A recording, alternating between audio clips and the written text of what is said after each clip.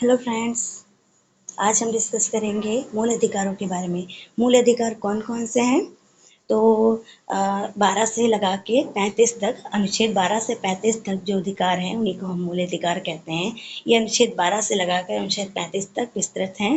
अनुच्छेद 12 में राज्य की परिभाषा का वर्णन किया गया है कि राज्य वास्तव में है क्या, राज्य का अधिकार क्षेत्र क्या होगा, राज्य को परिभाषित किया गया है। क्योंकि राज्य शब्द जो है संविधान के अनेक स्थानों पर इसका प्रयोग किया गया है। जब संविधान निर्माता इसका प्रयोग कर रहे थे बार बार, तो उन्होंने इसकी आवश्यकता महसूस की कि हमें राज्य की परिभाषा भी पहले दे देनी चाहिए, तो उसी को अनुच्छेद 12 में रखा गया है। अनुच्छेद 13 है कानून जो मूल अधिकारों के प्रति असंगतिपूर्ण अथवा अप्रतिष्ठापूर्ण है। इसका अर्थ ये है कि भविष्य में संसद अगर कोई भी कानून बना रही है, कोई भी विधि का निर्माण कर रही है, तो अगर वह मूल अधिकारों का उल्लंघन हो रहा है उस विधि के द्वारा या उस कानून के द्वारा, अगर मूल अधिकारों का उल्लंघन हो रहा है, तो ऐसी स्थिति में उच्चतम न्यायालय को यह अधिकार होगा कि वह उस विधि या कानून को अवैध घोषित कर सकता है। अर्थात मूल अधिकारों के हनन की स्थिति में उच्चतम न्यायालय किसी भी कानून को अवैध घोषित कर सकता है, उसको खत्म कर सकता है, उसे समाप्त कर सकता है। होप सो आप इस चीज को समझ गए होंगे। अगला है कानून की समझ समानता। आप दोस्तों एक चीज के बारे में हमेशा याद रखना, 14 से लगा के 18 तक ये समता का अधिकार है। समता का अधिकार मतलब समझते होंगे कि हम आप हिंदू मुस्लिम हो या किसी जात से बिलोंग कर रहे हो या किसी भी नस्ल के हों या जाति के हों या लिंग के हों, किसी भी जन्म स्थान के हों, तो या फिर किसी भी स्थान के हों, तो ऐसी स्थिति में आपके साथ कोई भी भेदभाव नहीं किया जाएगा, समान भाव से रखा जाएगा। तो इसी के बारे में इसमें बताया गया है। तो अनुच्छेद 14 में कानून के समझ समानता रखना है कि अगर आप किसी भी न्यायालय में जा रहे हो, तो आपको इस आधार पर ज़्यादा दंड या कम दंड नहीं मिलेगा क्योंकि आप एक स्पेसिफिक जात से बिलोंग कर रहे हो। जैसे अगर सपोज दैट आप हिंदू हो तो आपको कम दंड मिले, या फिर आप मुस्लिम हो तो आपको कम दंड मिले। तो ऐसी स्थिति में कोई भी भेदभाव नहीं होगा, समझ समानता होगी, मतलब कानून की समझ समानता रखा जाएगा। अगला है अनुच्छेद 15। इसमें धर्म, प्रजाति अथवा नस्ल, जाति, लिंग अथवा जन्म स्थान के आधार पर भेदभाव का निषेध।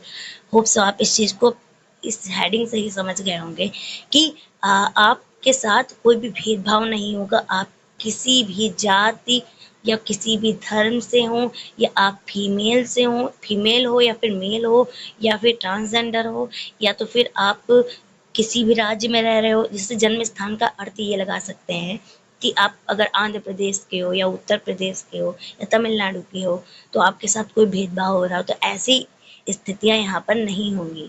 तो इस तरीके का अगर भेदभाव हो रहा है तो वो भी अधिकारों का हनन या उल्लंघन होगा, मूल अधिकारों का उल्लंघन। अगला है अनुच्छेद 16। इसमें क्या बताया गया है, सार्वजनिक रोजगारों के मामले में अवसर की समानता। इसमें इसका आप लोग अर्थ समझ ही गए होंगे क्या है कि जो भी रोजगार दिए जाएंगे, चाहे वो सरकारी स्तर पर हो या फिर प्राइवेट स्तर पर। सरकारी स्तर आप समझ रहे होंगे जो गवर्नमेंट जॉब वगैरह होती हैं, और या तो फिर आप लोग किसी भी कंपनी में आप काम कर रहे हो, तो आपको ये नहीं होगा कि आप मुस्लिम हो या हिंदू हो, या तो फिर आप औरत हो या आप पुरुष हो, या तो फिर आप ट्रांसजेंडर हो, या तो फिर आप उस जनजाति के हो या उस जाति के हो। तो ऐसी स्थितियों में आपके साथ बिना भेदभाव के आपको अवसर दिया जाएगा कि आप अपनी योग्यता का प्रदर्शन कर सके। तो इसी में बताया गया है कि सार्वजनिक रोजगारों के मामले में अवसर की समानता। अगला अनुच्छेद है 17। ये बहुत ही अच्छा अनुच्छेद है, और इसके लिए जो आप जानते होंगे डॉक्टर एपीजे अब्दुल कलाम, इन्होंने इसके लिए बहुत ज़्यादा अपना योगदान दिया है। तो इसके तहत कहा गया है कि जो छुआछूत की भावना है कि आप ऊंचे कास्ट से हो, मैं नीचे कास्ट से हूँ, तो आप अगर मैं आपको छू लूँगा तो आप मतलब मुझे बहुत सजा दोगे, तो ऐसी वाली फीलिंग बहुत पहले थी, बहुत समय।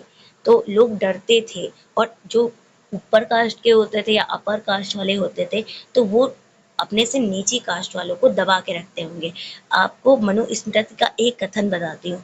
मनु ने कहा था कि जो नारी होती है और जो शूद्र कास्ट होती है, अगर उनके कानों में वेदों के पाठ, अगर वेदों का एक भी शब्द या पाठ अगर उनके कानों में चला जाए तो उनके कान में जलता हुआ जो लोहा होता है या लोहा जो मैग्मा होता है वो डाल दिया जाए।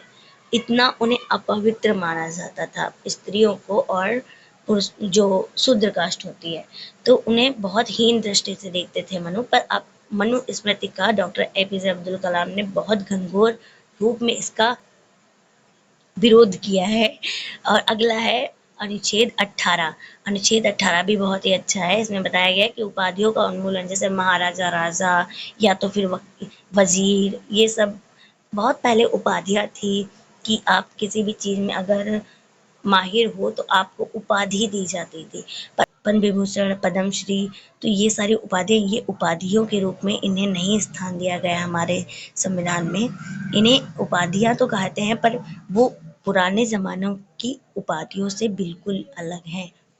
तो अगला आता है स्वतंत्रता का अधिकार। स्वतंत्रता का अधिकार आप समझते होंगे कि हम स्वतंत्र रहें, समानता अलग हुई। समानता का मतलब कि हमारे साथ कोई भेदभाव ना हो, हम समान रहें, या हम स्त्री पुरुष हैं या स्त्री हैं या फिर शूद्र कास्ट है या फिर कोई कास्ट है या फिर जनजाति जो भील जनजाति है या तो फिर ओबीसी जनजाति जो ओबीसी कैटेगरी है, तो इन सभी के साथ कोई भी मतलब एक तरीके से भेदभाव ना हो, इसके लिए उसमें प्रावधान किए गए हैं। अगला है स्वतंत्रता का अधिकार। इसमें आप स्वतंत्र हो, आप कुछ भी कर सकते हो, एक ह्यूमन बीइंग हो, एक मानव हो, आपको अधिकार है कि आप अपनी स्वतंत्रता को अपने द्वारा प्राप्त कर सकते हो। आपको यह